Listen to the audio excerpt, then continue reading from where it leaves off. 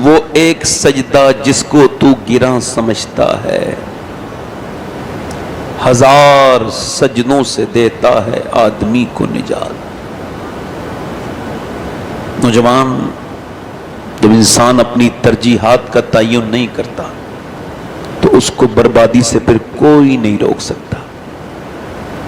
انسان کو جب تک یہ خبر نہ ہو کہ اس کو اپنی بات کس سے کہنی ہے اور کب کہنی ہے، اور اس کو اپنا غم، اپنا درد، اپنی تکلیف کو کہاں پر جا کے بیان کرنا ہے اور کہاں سے اس کی تکلیف کو، اس کو تکلیف سے نجات ملے گی، اور درد کو چینلائز کیسے کرنا ہے، اس کا فائدہ کیسے اٹھانا ہے، یاد رکھیں مولا کائنات کا یہ قول مبارک بڑا مشہور ہے۔ فرماتے ہیں جو سب کے سامنے روتا ہے رب کے سامنے نہیں روتا، اور جو رب کے سامنے روتا ہے پھر وہ سب کے سامنے۔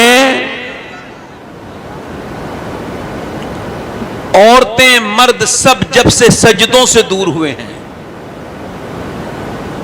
سجدہ ایک ہے، بیماریاں، تکلیفیں، رنج، مصیبت انیک دور کرتا ہے۔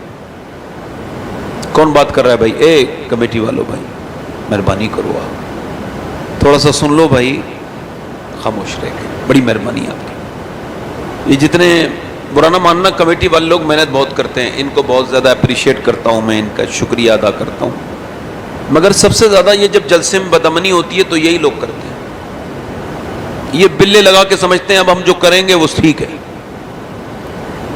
اور آپ دیکھ لو جتنی بھی آپ کو مس مینجمنٹ ملے گا انہی لوگوں کے ذریعے ملے گا۔ مینجمنٹ بھی یہی کرتے ہیں، چونکہ ان کو تجربہ نہیں ہوتا نا۔ ان کو ایک بات سوچنی چاہیے کہ جب تقریر ہو رہی ہے نا، تو اگر وہ تقریر ٹھیک سے ہو گئی تو آپ کی محنت کامیاب ہے۔ اگر آپ اس کو ڈسٹرب کرو گے، دیکھو یہ چائے والا گیا تھا مگر پھر آ گیا، ابھی اتنا مضبوط ہو کے نہیں آیا ہے، کمزوری سے آیا ہے، سمجھو بات کو، ہے نا؟ سمجھ رہے ہیں میری بات کو؟ نہیں؟ ہاں ہاں ہاں، سمجھ آ رہی نہیں آ رہی آپ کی؟ اب ذرا ادھر دیکھیں، ذرا تھوڑی ہمت سے۔ میں کیا کہہ رہا تھا؟ ایک سجدہ دنیا کے 1000 ایٹم بم میں وہ طاقت نہیں جو ایک مومن کے سجدے میں طاقت ہے۔ آپ تکلیف کے وقت میں کسی کے سامنے جائیے، کوئی نہ کوئی تو بیان کرتے ہیں نا کسی کو، کاندھا تلاش کرنا۔ یہ آپ حضور کی پوری سیرت اٹھائیے، اللہ کے رسول نے، میرے نبی نے سب سے زیادہ تکلیفیں اٹھائیں۔ میرے آقا فرماتے ہیں سارے نبیوں کی تکلیف ایک پلڑے میں رکھ دی جائیں اور مجھ محمد کی تکلیف ایک پلڑے میں رکھ دی جائیں، تو فرماتے ہیں میری تکلیف کا پلڑا بھاری ہو جائے گا۔ میں نے جتنے دکھ سہے مگر حضور سب سے زیادہ ستائے گئے، مگر میرے نبی نے کبھی کسی کا کاندھا تلاش نہیں کیا۔ آپ پوری سیرت رسول اٹھائیے کہ حضور نے رونے کے لیے کسی کا کاندھا تلاش کیا ہو، میں نبی جب بھی روئے ہیں اپنے رب کے سامنے روئے۔ یہی میری تقریر کا آخری اور پہلا پہلو ہے کہ جس کے سامنے بھی رہو گے نا تو پھر تمہاری حالات ٹھیک ہو جائیں تو اس کے سامنے کبھی آؤ گے، چاہے وہ تمہارا کام کرے نہ کرے آپ کا، وہ آپ سے یہی کہے گا تو وہی ہے نا، ایک دن میرے پاس آیا تھا، میں نے تیری تکلیفیں دور کی تھی، میں نے تجھے پریشانی، یا تو میرے سامنے آ کے رویا تھا۔ جہاں بھی رہو گے عزت گواؤ گے، اندھے کے سامنے رہو گے اپنے بھی نین کھو گے، ادھر ادھر رونے کا کوئی فائدہ نہیں۔ اللہ کی رحمتیں آواز دے رہی ہیں، او میرے بندے جہاں بھی روئے گا تیری عزت خراب ہوگی، وہ تیرے راز کو فاش کر دے گا۔ میرے پاس رو، تیرا راز بھی راز رکھوں گا اور تجھے وہاں پہنچا دوں گا جہاں تو نے سوچا بھی نہیں ہوگا۔ سبحان اللہ۔ آج سے نوجوانوں اپنی زندگی میں یہ بات ایڈ کر لو، ابھی سے، آج سے، اپنے غم، اپنی تکلیفیں، اپنی پریشانی، میرے حضور نے فرمایا اپنا نمک تک اللہ سے مانگو، اس کے ساتھ بے تکلف ہو جاؤ، اللہ کے ساتھ۔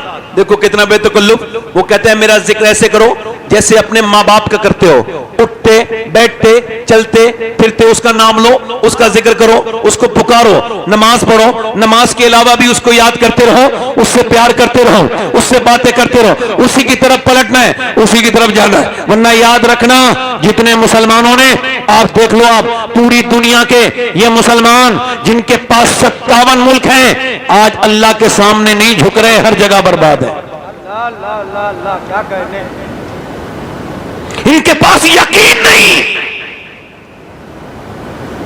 یہ ڈرتے ہیں, گھر برباد ہیں, گھر ایسے برباد ہیں کہ میاں لوگوں نے وعدہ کر دیا میرا تعویذ باندھ لو اس سے برکت آ جائے گی. آدمی انتظار کر رہا ہے برکت کا, اور وہ سارے برے کام کر رہا ہے, تعویذ پہ ایسا پکا یقین اس کا ہے. میں کسی تعویذ کی برکت کا, کسی میاں کا پرسنلی مخالف نہیں ہوں, مگر عرض کرنا چاہتا ہوں, آپ کبھی ادھر گئے کبھی ادھر گئے, کبھی میری بہنیں میری بیٹیاں نہ قرآن کھول رہی ہیں, وہ کہہ رہے ہیں ہمارے گھر یہ ہو گیا وہ ہو گیا, دنیا کے لوگ پریشان ہیں. اور پریشانی کا سبب کیا ہے؟ پریشانی کا سبب یہی ہے کہ انسان جب اللہ سے دور ہوتا ہے, انسان کے لیے اس کی تسکین, اس کی پریشانی کا حل سب کے پاس ہے ہی نہیں. میری طرف دیکھو اور میری طرف غور کرو, جو میں آپ سے کہہ رہا ہوں اس کو ذرا سمجھنا کہ یہ ایک سجدہ جس کو تو گرا سمجھتا ہے 1000 سجدوں سے دیتا ہے آدمی کو نجات. یعنی آپ اپنے رب کے سامنے جھکنا سیکھیں. ڈاکٹر اقبال کہتا ہے, لوگ مجھ سے کہتے ہیں حسین نے جب کربلا میں سجدہ کیا ہے تو انہوں نے حق ادا کر دیا, تو میں ان سے کہتا ہوں یہ ادھوری بات ہے, یہ پہلی بات نہیں ہے. پہلی بات مدینے سے شروع ہوتی ہے. پہلے علی نے سجدوں کا حق ادا کیا مدینے میں, فاطمہ نے حق ادا کیا مدینے میں, پھر کربلا کے میدان میں ان کے بیٹے نے حق ادا کر دیا سجدوں کا. زندہ باد زندہ باد زندہ باد. یعنی سجدہ, میں نے یہ جو آپ کے سامنے حکایت بیان کی مولانا روم نے, اس کو جب میں نے پہلی مرتبہ پڑھا میری زندگی میں بڑی تبدیلی آئی. الحمدللہ اللہ کے رسول کی بڑی مہربانی, سرکار کا بڑا کرم. کہ دیکھیے آپ غور کیجئے, انسان کو جب تک اپنا راستہ نہیں ملتا, جب تک وہ ترجیحات کا تعین نہیں کرتا, جب تک اس کو یہ احساس نہیں ہو کہ مجھے کس کو اپنا درد سنانا ہے کس کو نہیں سنانا ہے, وہ پریشان رہے گا. اب آئیے میں آپ کو بتاتا ہوں, بیان کرتا ہوں. وہ کہتے ہیں کہ ایک بادشاہ تھا, اور وہ بادشاہ سفر پہ جا رہا تھا شکار کرنے کے لیے. شکاری جب شکار پہ جاتا ہے تو وہ پاگلوں کی طرح ہو جاتا ہے, بھول جاتا ہے میں کون ہوں کیا ہوں. وہ ایک ہرن کے پیچھے بھاگتا بھاگتا راستہ ہی بھول گیا, نہ ہرن ملا, صحرا میں چلا گیا. یعنی ایک ایسے صحرا میں جہاں کوئی پانی نہیں, کھانے پینے کا سامان اس کے پاس کچھ ہے نہیں, موت کے قریب چلا گیا. ریت اس کو دھوکہ دینے لگی, پیاس کی وجہ سے زبان باہر کو آ گئی, اور جب یہ آگے چلتا ہے تو ریت اس کو دھوکہ دینے لگی. یعنی جب کوئی ریت کسی کو تڑپا کے مارتی ہے تو وہ اسے دھوکہ دیتی ہے, اس کو سراب کہتے ہیں. یعنی سامنے لگتا ہے کہ وہ سامنے ریت چمک رہی ہے, انسان کو لگتا ہے پانی ہے, وہاں پہ دریا ہے, جا کے وہاں کی ریت کو پکڑتا ہے اور پاگلوں کی طرح حرکت کرتا ہے.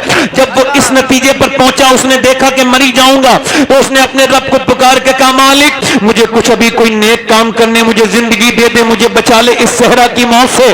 جب اس نے رو کے دعا مانگنی شروع کی, اللہ کا کرم ہوا, اس کو ہلکا سا نیند کا جھٹکا لگا, اور جیسے ہی آنکھ کھلی اس نے دیکھا ایک سامنے بڑی خوبصورت ایک جھوپڑی ہے. اس کے اندر گیا, جھوپڑی میں ایک بابا بیٹھے تھے, کہنے لگے مجھے پیاس لگی ہے, زبان باہر نکلی ہوئی ہے اور بالکل ہانپ رہا ہے, بالکل موت کے نزدیک ہے, مجھے پیاس لگی ہے. بابا نے اس کو دیکھ کے کہا پی لو پانی. اس نے گھڑے میں سے نکال کے 3-4 گلاس یا 3-4 پیالے پانی پینے کے بعد, اطمینان حاصل کرنے کے بعد 10-5 منٹ, اور کہا میں بادشاہ ہوں اس ملک کا. یعنی اس کو اب یاد آیا کہ میں بادشاہ بھی ہوں. اس کے بعد ذرا غور کیجئے, اس نے پھر اپنی انگوٹھی اس کو دے دی کہ یہ میری انگوٹھی رکھ لو, کبھی تمہیں ضرورت پڑے تو میری انگوٹھی لے کے میرے دربار پہ آ جانا, میرا کوئی محافظ آپ کو روکے گا نہیں, کوئی سیکورٹی کا آپ کو مسئلہ نہیں پڑے گا.